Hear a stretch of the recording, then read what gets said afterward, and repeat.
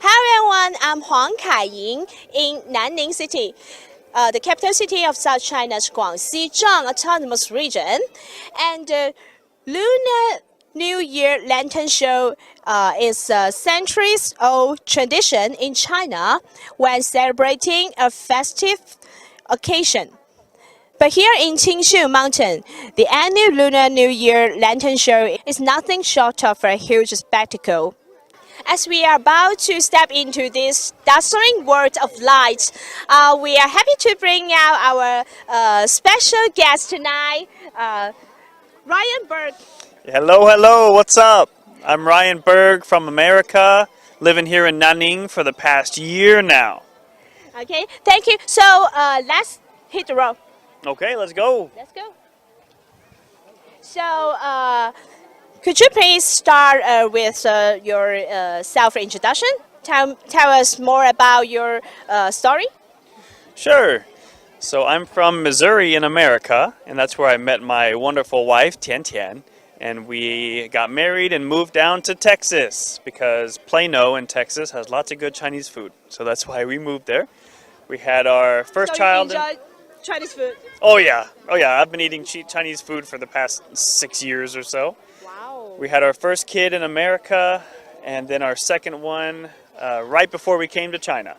So we've been here in China for the past year, and I have been loving all the Chinese food and all the festivities that are here. Wow. So, have you been to a lantern show before? And are you pumped for this lovely journey through this life? So last year I was not able to make it out to any lantern shows. So this is my first time at a giant lantern show, and I gotta say it's pretty cool. I'm just glad there's something to do late at night, because in America everyone goes to sleep at 9 o'clock. There are still many people here. Oh my gosh, yeah. In Texas where I'm from, at this time of night you might see one or two people outside, and those people you might want to avoid. Oh, okay. So in China it's not uncommon to see crowds of people still out at 11 o'clock at night. Very safe, and we are very happy. Oh, absolutely. Everyone's having fun. There's even children outside. Yeah. That's crazy. Many children here. That's so funny. That's something I find really interesting in China, is even at 11 o'clock at night, there are still children outside playing and making noise and stuff. It's a lot of fun. Okay. And enjoy this live show. Oh, yeah. Okay, now I would like to share some backstory about the lantern show and how it is closely connected with Chinese traditional culture. As Chinese Lunar New Year draws near, the entire country and Chinese communities around the world are getting ready for the most important occasion on the traditional lunar calendar. It is said that this traditional gained popularity during Han Dynasty over 2,000 years ago. The act of lighting up the sky is to drive out darkness and bringing good fortune to the coming year.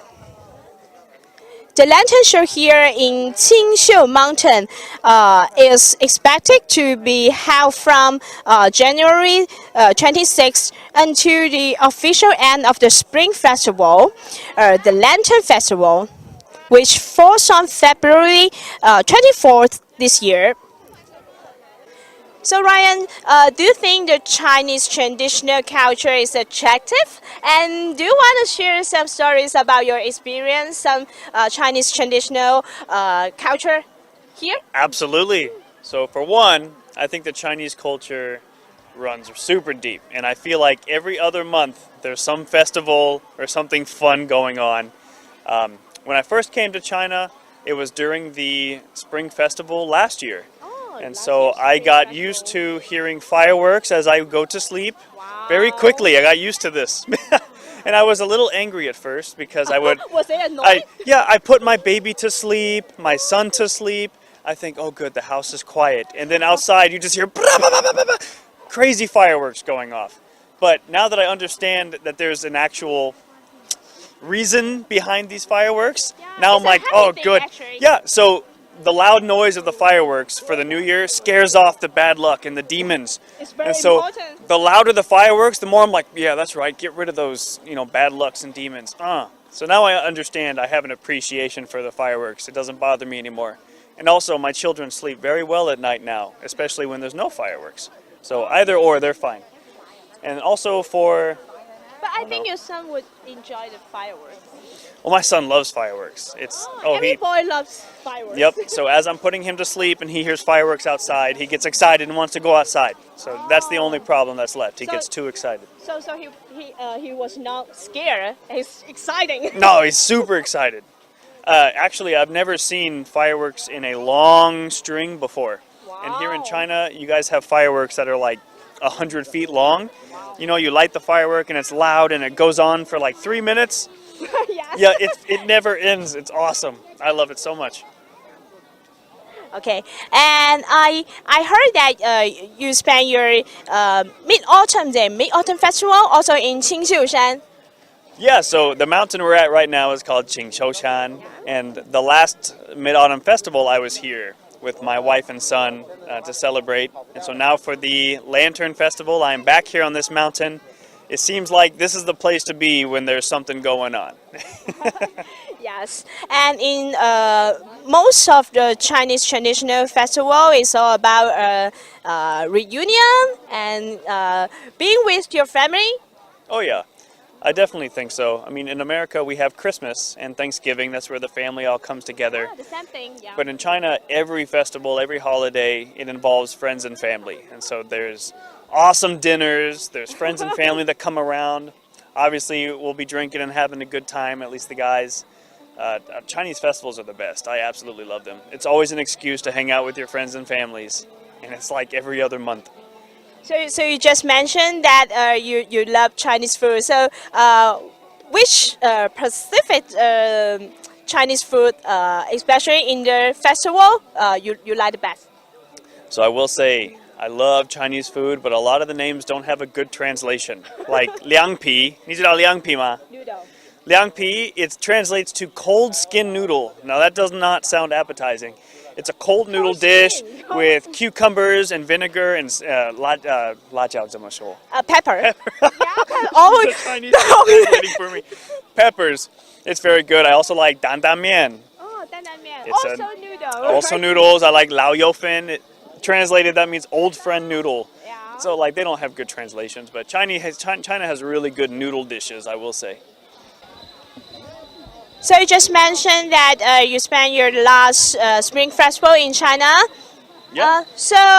What about how about the food in your last Spring Festival? So my wife's father side of the family is all from North China, and so every Spring Festival, my gugu, my aunt, Yeah. on the father's side will make a big pot of meat. Probably pork with vegetables. Onions, garlic, spring onions. Carrot? No. No carrot? No, I don't want carrots in my jiaozi. So we've got a big pot of meat and vegetables, and she'll also have a bunch of dough ready. And we'll take the dough, make little circles out of it. You put the meat inside, and that is called jiaozi. And yeah, in English we call them dumplings. And so every Spring Festival, we'll just make a ton of dumplings, and we'll be eating good for like 2-3 months on those dumplings. There's so many. That's why I've gained so much weight here in China. Really? Because the food is too good. In America, I was a stick. You could see my ribs. But here in China, I'm getting fat. It's terrible. Crazy. Oh, it's bad. The food is too good. And plus, every morning, me and my son, we have this routine. We wake up, I drink coffee, he drinks a little milk, and then we go outside and get some baozi. It's a steamed bun with meat inside. And my son knows how to order by himself now. He'll say, 2个肉包. That means 2 meat dumplings, please. So that's our routine. Yeah, I look forward to the dumplings this year. They're so good. And sometimes they'll dye the dough with different fruits or vegetables. Like maybe they'll use dragon fruit to get a purple color in the dough. Or they'll use, how to make green, just lettuce. Make it green? I don't know. My gugu has magical ways to make different colored doughs without using food dye. She just uses a vegetable or a fruit. I think the green is cucumber. Possibly, yeah. but because it doesn't have a strong taste, it just brings out the color.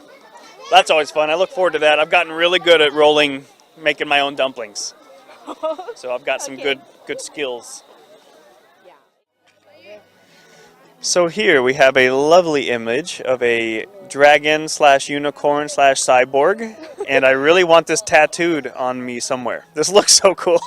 I think it's just a unicorn, and it says 新年快乐, and we can say it, Happy New Year. So I think it's nice. It It's is very nice. Happy New Year, 新年快乐 to the T-Rex unicorn.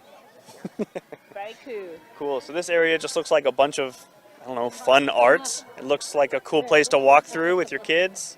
Yes. Lots of lights and fun things. And many plants here. So Ryan, what's the plan for this year's Spring Festival? Still stay with your family? So my extended family, my wife's family, along with most Nanning people's families, they come from outside of Nanning. So there are villages surrounding Nanning, and my wife's family comes from a village called Dahua. It's not quite a village, it's a city, but it's not a city like Nanning.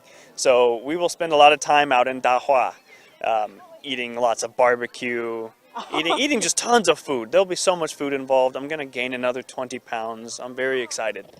And also we'll go to Duan. Duan is another village closer to Dahua. I know that. So you know you're in Guangxi if every meal you eat has a beautifully chopped chicken on the table. Yeah. Every meal has chicken. Especially in the festival. Yeah, definitely during festival time. It's actually a big deal to know the guy who will kill the chicken for you. So everyone has their own chicken dealer. You go to the guy, he'll kill the chicken, but sometimes you have to wait a day or two. You have to get in line for someone to, process the chicken for you so it's ready. But luckily, we've got a guy, and so he's going to help us out with our chicken needs. And do you know that when your wife bring you to their hometown, if your parents-in-law kill a chicken and made the chicken into delicious foods for you, that shows they loved you. Yes, and I know they love me a lot because every meal's got a chicken sitting right in front of me ready to eat. Honestly, I'm looking forward to eating some other things, but I definitely appreciate their signs of affection towards me with all the chicken. Actually, we got many different kinds of chickens. Yeah, there's even a chicken with black skin. Did you know black this? Skin, 乌鸡. Yeah. I've never seen it before until my wife was pregnant. Everyone told her she needs to drink the black chicken soup. And it's literally a chicken. After you pluck its feathers, its skin is all black. And you make soup out of it. And it's good for women's hormones and stuff, evidently. Yes. China has a medicine for everything. If you have a headache, there's a medicine for it. If you just broke up with your girlfriend, there's a medicine for that too. So it's Chinese traditional medicine. Yeah. Yes. 中医. Yeah. Yes. TCM. Do you have another fun experience about the Spring Festival? Oh yeah, so I just recently went to a smaller village called Tengxian, and that is where the #1 lion dancer in the world currently resides. So I went and met him. We did a little news article on him, and his guys showed me the lion dancing. It's where there's two guys. They have to be young, strong, and healthy because what they do is crazy. One of them wears a giant lion/dragon head, shakes it around like they own the place, and then they've got a second guy behind them dancing on top of giant poles. And lion dance, it doesn't do it justice. They're jumping and doing acrobatic feats while holding on to another human on top of very tall poles. You got to watch some videos, but I learned that northern China and southern China's lion dancings are not the same. Yeah, quite different. Yeah, in America, I've even seen on TV lion dancing from North China where they're just on flat ground doing, the ritual to scare away demons and also to show, strength and power. Maybe it's easier. I'm not going to say it's easier because I can't do it. Different. Oh, you still got to be strong as heck. I was sweating watching them dance on top of these poles. It was ridiculous. And also enjoy. Oh, I enjoyed it. I really am like a fan of lion dancing now. Anytime I see a lion head, I'm like, I wonder if that was made in Tengxian. If it was, it's good quality. You can Wow, shake you it. know a lot about China. I can Yeah. tell you how these heads are made. I literally went to like the #1 factory. They produce like 2,000 a year. I don't know, if you see a lion head, it most likely came from Tengxian. And you can shake these lion heads, you could bang them on the ground, they're not going to break. And they're made of paper. It's the craziest thing. Yeah, I'm a fan of lion dancing now. Wow. So that's a random thing about me you didn't know. So I know you would share these wonderful stories on your blog, right? Oh, yes, yes. So me and my wife, we have a channel where we like to share our experiences in China. And we started this channel when we lived in America so that we could make videos of my son and daughter growing up and send to her family and friends here in China. Wow. And it turns out a lot of people like to watch that too. And so we like to post our experiences in China. In China, there's a big difference. I think the Chinese people love the texture of just like chewing something squishy with a little crunch from the Very bones. crispy. Yeah, but oh, there's no meat. It's just you're spitting all the bones out. It's not for me. The Americans like crunchy. We want something like fried chicken. If we're eating chicken, it better be fried, especially in South America. Fried chicken, not chicken feet. So do you gonna share this lantern show on your blog?